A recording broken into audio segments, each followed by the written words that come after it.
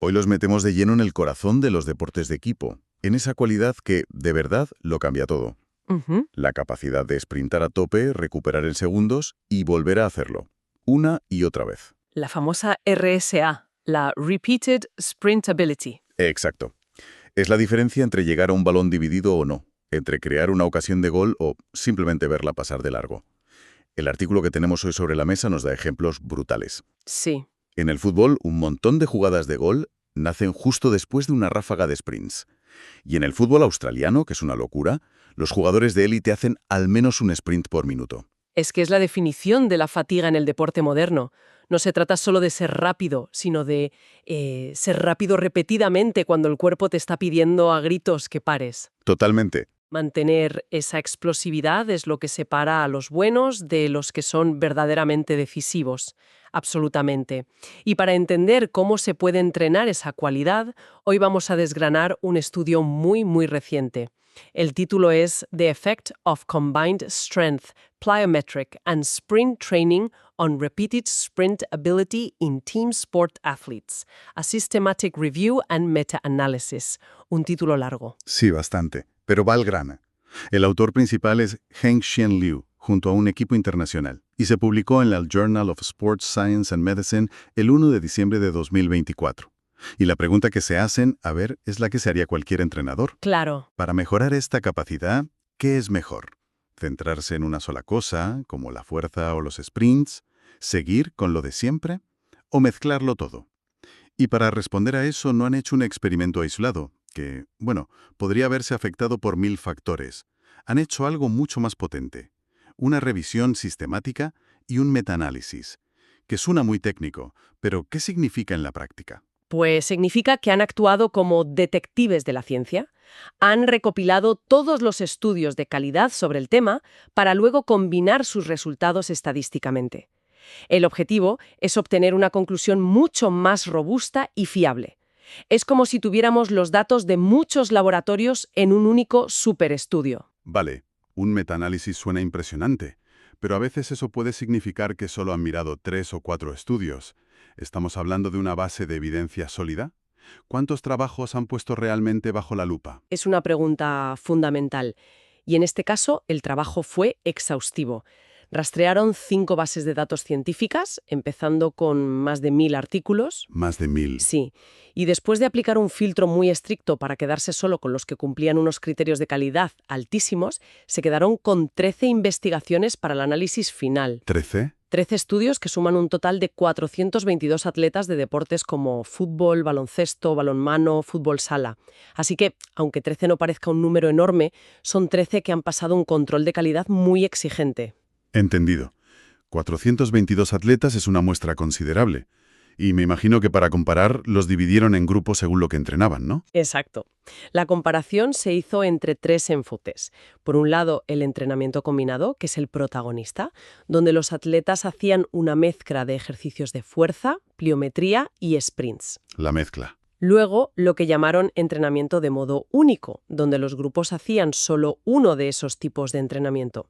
Y finalmente, un grupo de control activo, que eran atletas que simplemente seguían con su entrenamiento habitual. Vale. Así se puede saber si la mezcla es mejor que especializarse, y si especializarse es mejor que no hacer nada. Justo. Perfecto. El escenario está montado, tenemos los estudios, los atletas, los grupos. Vamos a lo importante, vamos al lío. ¿Qué encontraron? ¿Esa mezcla de entrenamientos realmente marca la diferencia? Pues sí, y en algunos aspectos la diferencia es bastante notable. Analizaron 3 métricas clave de la RSA. La primera es el tiempo medio de sprint, que, básicamente mide tu rendimiento promedio a lo largo de toda la serie de sprints. Tu consistencia, por así decirlo. Eso es, y aquí es donde el entrenamiento combinado se llevó la medalla de oro. Mostró una mejora significativamente mayor que la de los grupos que hacían un solo tipo de entrenamiento, y por supuesto mucho mayor que la de los que seguían su rutina habitual. Vale, mejora significativamente mayor suena bien, pero ¿podemos cuantificarlo? ¿Es una mejora pequeña, casi anecdótica, o es algo que un entrenador notaría en el campo? ¡Claro! Para eso se usa una medida estadística llamada tamaño del efecto. Piénsalo como una puntuación de impacto. Al comparar el entrenamiento combinado con el de modo único, el tamaño del efecto fue de menos 0,46. Es un efecto que se considera pequeño moderado. O sea, se nota, pero no es una revolución. Exacto. Hay un beneficio, pero es modesto. Sin embargo, al compararlo con el grupo de control que no hacían nada específico, la puntuación se dispara a menos 1,39. Y eso ya es un efecto grande. Ah, amigo. Eso ya no es una mejora modesta, es un cambio radical. Es la diferencia entre mejorar un poco y dar un salto de calidad. Espera, eso es súper interesante. O sea que te haces más rápido, en general, a lo largo de toda una serie de esfuerzos. Pero tu velocidad punta, tu mejor sprint. ¿Qué pasa con él? Has dado en el clavo. Esa es la segunda métrica que midieron, el mejor tiempo de sprint. Y aquí es donde aparece un matiz fascinante. A ver. El entrenamiento combinado también mejoró significativamente ese sprint más rápido, en comparación con no hacer nada específico. El efecto seguía siendo grande, de menos 1,17. Ujú. Pero, y aquí está la clave, Sí. la diferencia con el grupo que hacía un entrenamiento de modo único, por ejemplo, solo sprints, no fue estadísticamente significativa. Ah, ya lo pillo. O sea, combinar entrenamientos te da un fondo de velocidad increíble, te permite mantener un nivel alto durante más tiempo, pero si tu único objetivo es ser el más rápido en una sola carrera, un entrenamiento ultra especializado puede ser igual de efectivo. Exactamente. Sugiere que la velocidad máxima absoluta y la capacidad de repetir esa velocidad son cualidades relacionadas, pero distintas. Para el pico de velocidad la especialización funciona, pero para la resistencia a la velocidad, que es lo que realmente importa en un partido, Claro. el enfoque combinado parece superior. Es la diferencia entre tener un motor muy potente y tener un motor potente que además no se sobrecaliente. Tiene todo el sentido del mundo. Y esto me lleva a la tercera pata de la mesa. Si el rendimiento medio mejora, pero no necesariamente el pico, ¿qué pasa con el aguante?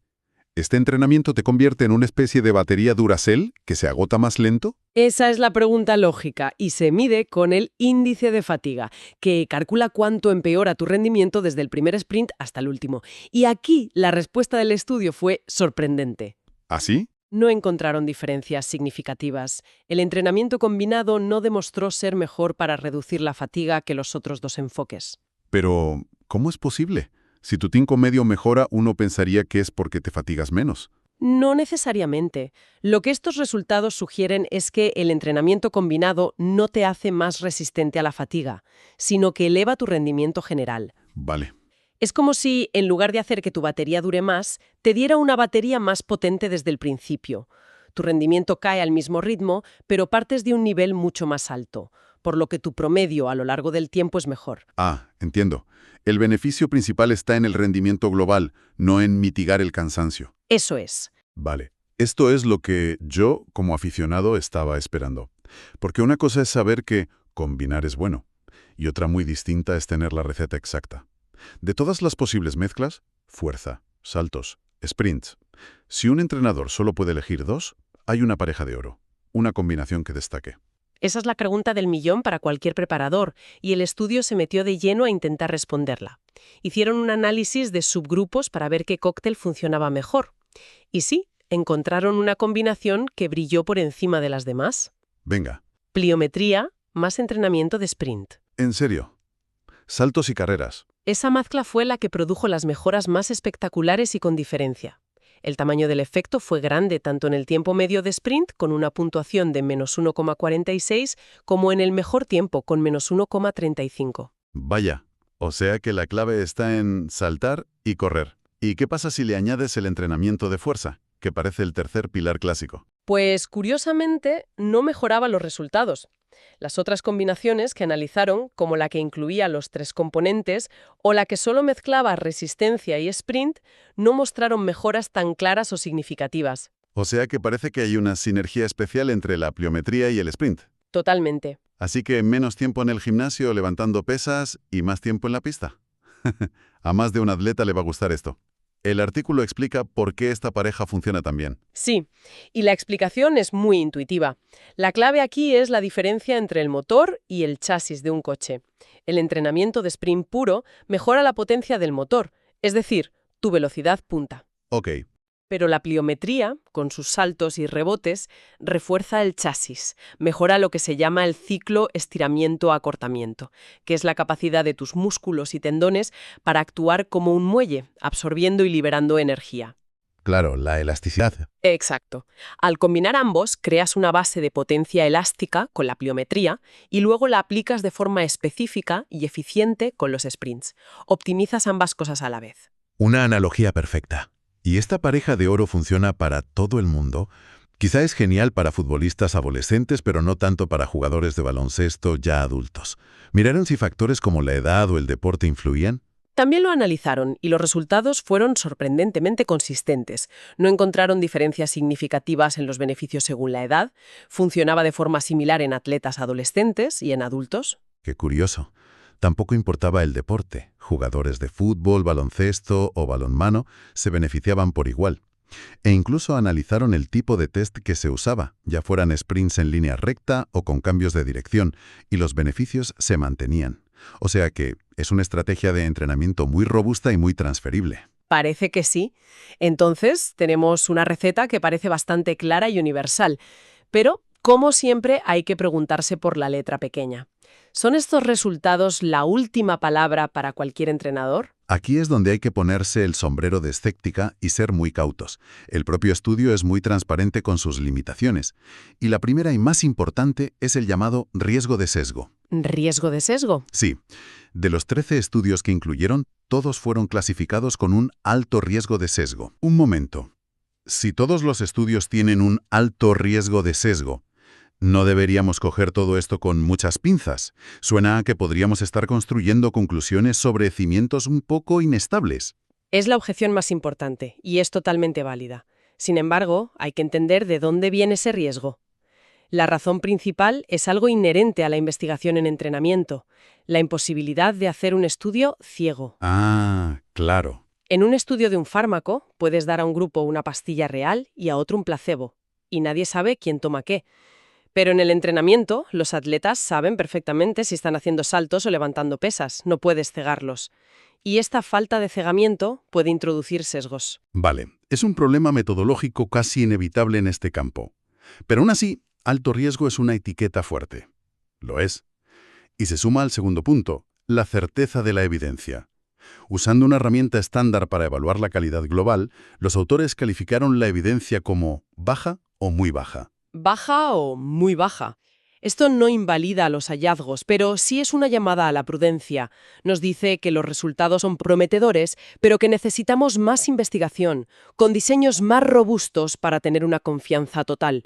Es más una dirección muy bien señalada que un destino final. Entendido. ¿Y qué me dices de la gente que participó? Si la mayoría son, por ejemplo, futbolistas masculinos de 20 años, ¿podemos aplicar esto a una jugadora de balonmano de 16? Esa es la tercera gran limitación, la población estudiada. De los 422 atletas, 394 eran hombres. ¡Wow! Solo un estudio, 1 de 13, incluyó a mujeres.